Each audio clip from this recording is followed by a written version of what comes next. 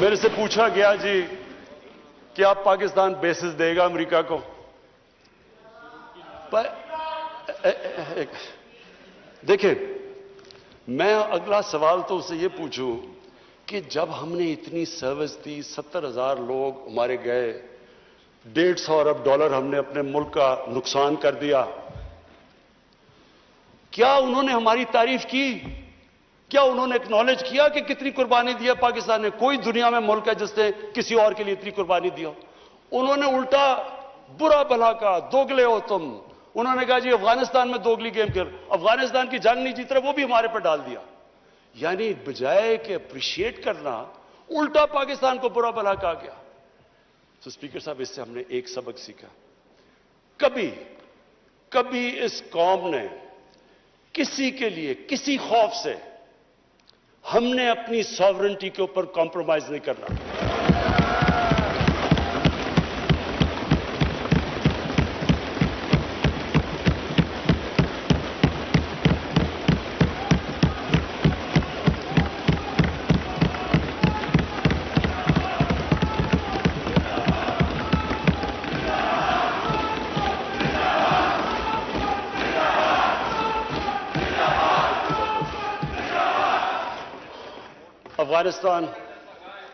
अफगानिस्तान ये वाकई हमारे लिए एक बड़ा मुश्किल अब वक्त आ रहा है। मैं अपनी सारी कौम के सामने एक चीज कहना चाहता हूं, हमने जितनी और अब ये भी मैं कह दूं कि हमारा जो हमारा और अमेरिका का इस वक्त इंटरेस्ट है वो एक ही अफगानिस्तान में। वो भी शुक्र है इतनी देर के बाद इस नतीजे पे आ गए हैं कि अफगानिस्तान में मिलिट्री सोल्यूशन नहीं है। जल्दी आ जाते तो शायद इतना ज्यादा खून ना होता। शुक्र है आप आ गए हैं। लेकिन हम तो उससे पहले हमें इस चीज पे आ जाना चाहिए था, क्योंकि हम तो जानते हैं अफगानियों को, हमारे भाई हैं, हमें इनकी तारीख पता है।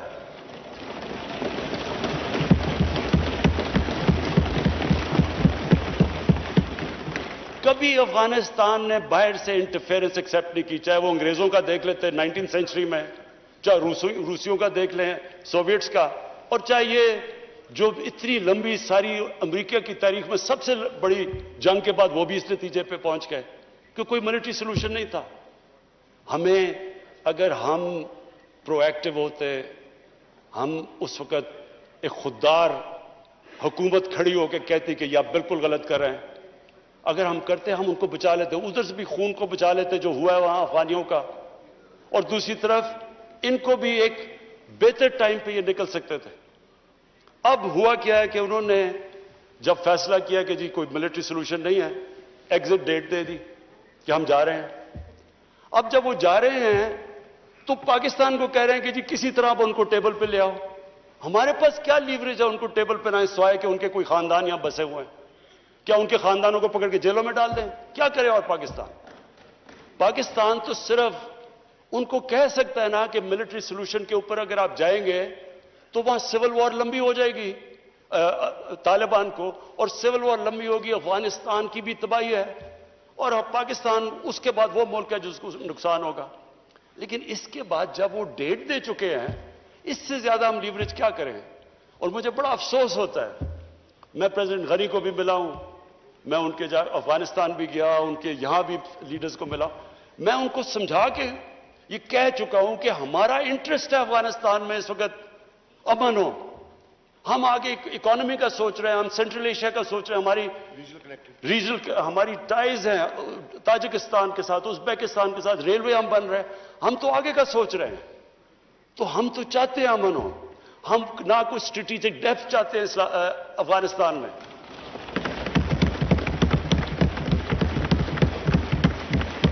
हम ना कोई फेवरेट्स चाहते हैं, ना हम कोई पार्टीज को चूज करना चाहते। जो अफगानिस्तान के लोग चाहते हैं हम उनके साथ हैं।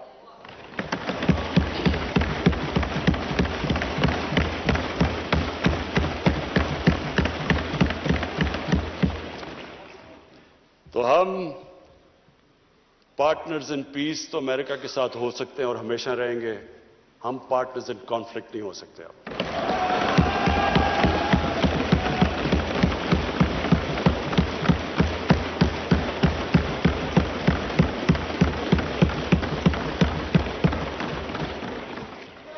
स्पीकर साहब, अब मैं सिर्फ दो आखिर में अपील करना चाहता हूं।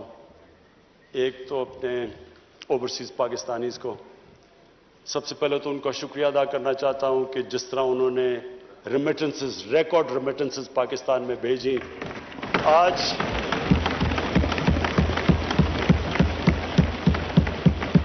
आज 20 अरब डॉलर का करंट अकाउंट जो डेफिसिट आज 11 महीने से सरप्लस में चला गया है, वो ना होता कि अगर वो इस तरह पाकिस्तान की मदद ना करते इस मुश्किल वक्त पे, और हमें उन्होंने जिस तरह रेमिटेंसेस भेजी।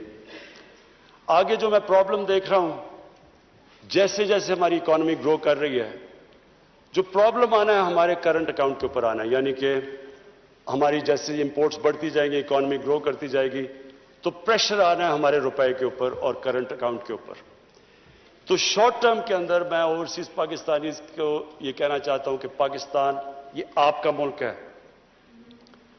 आपने देख लिया कि बाहर जाके जो भी दुनिया में आप बाहर चले जाएं, अपने मुल्क जैसी कोई जगह नहीं है। मैंने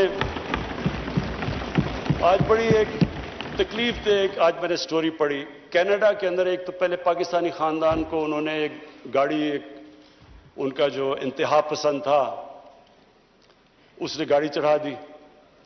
अब कल मैंने आज पढ़ा अखबार में कि 30-32 साल का पाकिस्तानी नौजवान जो वहां गया हुआ था अपनी फैमिली को लेके, उसकी आज बयान था, उसको चाकू मारा उन्होंने और वो हॉस्पिटल में। वही रेसिस्ट, ये जो इस्लामोफोबिया की वजह से जो वहां के रेसिस्ट हैं, तो उसने जो स्टेटमेंट दी, मैं सिर्फ ये कहना चाहता हूं कि वो हमारे लिए बड़ी तकलीफ दे। उसने कहा कि देखें, मैं तो यहां रोजी कमाने आया था, अब मुझे खतरा हो गया अपनी बीवी और बच्चों को। तो ये सारे ओवरसीज पाकिस्तानियों को मैं आज कहना चाहता हूं कि देखें, हम बदकिस्मती से आपको नौकरियां यहां नहीं दे सके, आपको बाहर जाना पड़ा, और आप वहां काम भी अच्छा कर रहे हैं, कई बड़े एक्सेल कर चुके हैं। लेकिन यह जरूरी है आपके लिए कि आपका मुल्क तकड़ा हो, कि अगर आपको मुश्किल पड़े इस तरह की, तो आपको यह हो कि मैं अपने मुल्क में वापस जा सकता हूं। इसलिए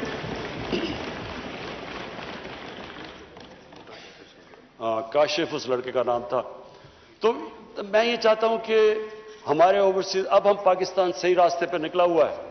मैं चाहता हूं कि आप पूरी तरह इस मुल्क की इसमें इन्वेस्ट करें, बिजनेसेस खोलें।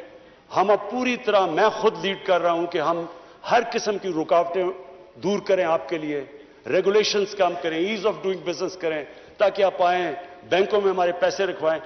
क्योंकि ये जो शॉर्ट टर्म हमारा करंट अकाउंट के ऊपर जो प्रेशर पड़ेगा, वो सिर्फ और सिर्फ ओवरसीज पाकिस्तानी शॉर्ट टर्म में कर सकते हैं। उसके बाद फॉरेन इन्वेस्टमेंट भी है, हमारी एक्सपोर्ट्स। मुझे बड़े फख्र से मैं कहता हूं कि जो एक्सपोर्ट्स के अंदर अब जो ऊपर गई हैं, तो हम आहिस्ता आहिस्ता तो उस सही रास्ते पर निकल चुके हैं कि एक्सपोर्ट लेड ग्रोथ।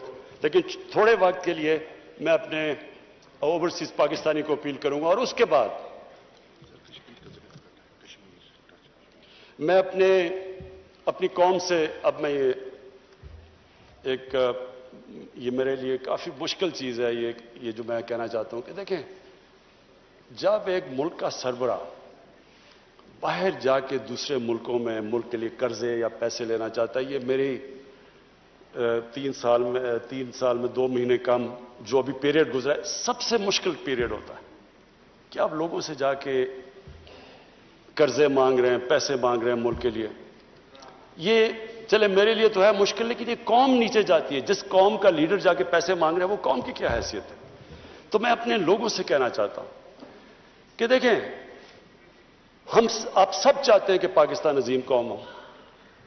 आप वो लोग हैं जो दुनिया में 4-5 मुल्क हैं जो सबसे ज्यादा खैरात देते हैं। ये वो मुल्क है, और मैं सबसे बड़ा रेसिपिएंट हूं। शौकत हरम के लिए पैसे इकट्ठे करता हूं, नमल यूनिवर्सिटी के लिए पैसे इकट्ठे करता हूं, 2 हॉस्पिटल बन चुके, तीसरा कराची में सबसे बड़ा हॉस्पिटल, सबके लिए पैसे देते हैं। इतने खुले दिल के लोग नहीं है दुनिया में जितने ये हैं।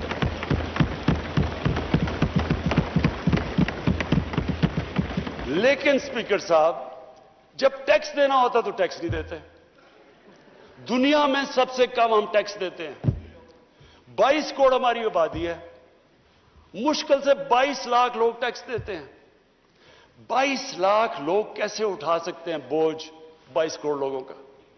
ये कैसे मुल्क आगे बढ़ सकता है? कैसे हम इंफ्रास्ट्रक्चर ठीक कर सकते हैं? कैसे ह्यूमन डेवलपमेंट कर सकते हैं? तालीम से कैसे कर सकते हैं जब पैसा ही नहीं है हमारे पास? अभी मेरे सारे MNAs बारी बारी मेरे पास आए प्रोजेक्ट्स लेके, कम से कम को 500 अरब रुपए के प्रोजेक्ट्स मुझे दे दिए, जी ये भी बना दो वो भी बना दो। तो कैसे बनाए जब पैसे नहीं है आपके पास? और पैसे तब आएंगे जब आप टैक्स देंगे ये लोग। मैं अपनी तरफ से सबको ये अश्योर करता हूं कि पूरा जोर लगा रहे हैं हम कि अपने ऊपर हम खर्चे ना करें। प्राइम मिनिस्टर हाउस के अंदर कितना हमने, और हाउस और उसके में 108 करोड़ रुपया 3 सालों में हमने अपना एक्सपेंस कम किया है।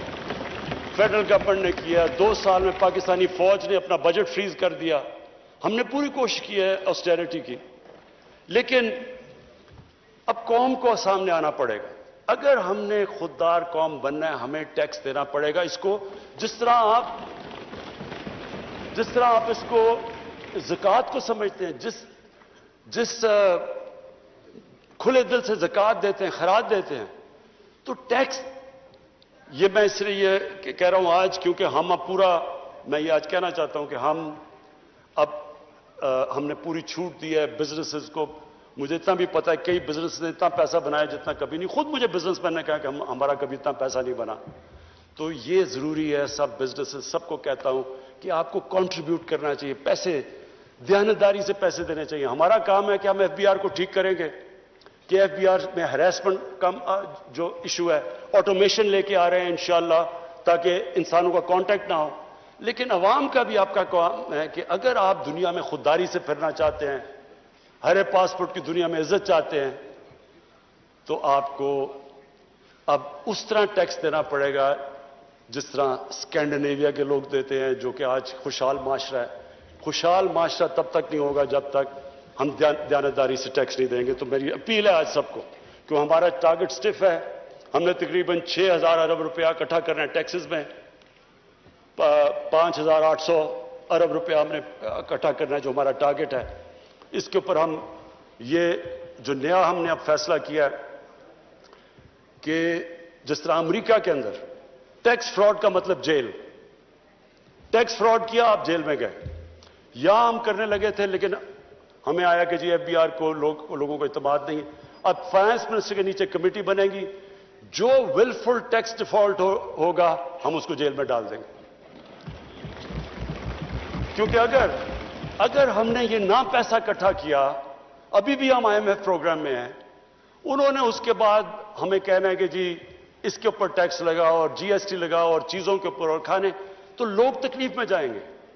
तो लोगों के, आप सबके इंटरेस्ट में है कि अगर हम सारे लोग थोड़ा थोड़ा टैक्स दे देंगे तो हमारा टारगेट पूरा हो जाएगा और फिर हमें लोगों के ऊपर मुश्किलें नहीं डालनी पड़ेंगी।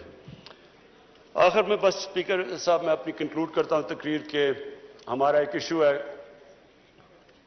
पाकिस्तान का जो कश्मीरियों के साथ जो जुल्म है इस वक्त, हिंदुस्तान की हुकूमत जुल्म कर रही है। मैं आज उसके इसलिए बात करना चाहता हूं कि 5 अगस्त, उससे पहले भी कश्मीरियों के ऊपर हिंदुस्तान की हुकूमत जुल्म कर रही थी। पैलेट गन्स का इस्तेमाल, लोगों को उठा लेना, उनको एक ऐसा ट्रीट करना जैसे जब से ये BJP की हुकूमत आई है, ये जो RSS का एजेंडा है, उनको हर किस्म की तकलीफ में था। लेकिन 5 अगस्त के बाद जुल्म की इंतहा हो गई।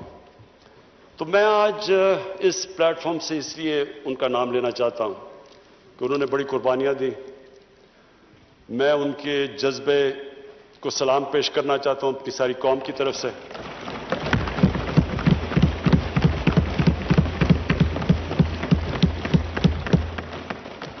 कोई नहीं ये समझ रहा था कि जिस तरह का उन्होंने जो 80 लाख कश्मीरियों के ऊपर 8 लाख हिंदुस्तान की फौज बैठा दी ऊपर जाके, और हर थोड़ी देर के बाद एक्स्ट्रा जुडिशियल किलिंग करते हैं, उनको डराया धमकाया, लोगों को نوجوانوں کو پکڑ کے باہر لے گئے, ان کی لیڈرشپ کو اندر ڈالا. کوئی نہیں سمجھ رہا تھا کہ وہ سٹینڈ وہ کھڑے ہوں گے. تو آج اس ہال سے میں کہنا چاہتا ہوں کہ سارا پاکستان ان کشمیر, ان دلیر کشمیریوں, ان کی خاص طور پہ خواتین جس طرح وہ کھڑی ہوتی ہیں, جس طرح وہ باہر جاتی ہیں, ڈیمونسٹریٹ کرتی ہیں, ان کے جو بچے ہیں, نوجوان ہیں, ہم سب ان کے ساتھ کھڑے ہیں.